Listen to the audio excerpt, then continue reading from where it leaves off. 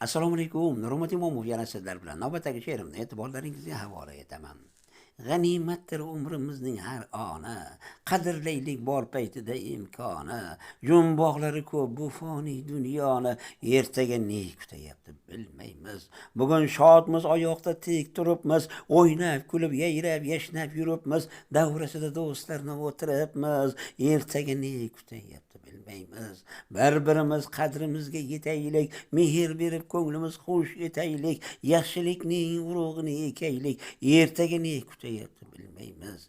Yo'qdir o'zga Robbimizdan mehribon, bandalari bu dunyoda bir mehmon, bilguvchi u qismatini har inson, ertaga ne kutayapti bilmaymiz.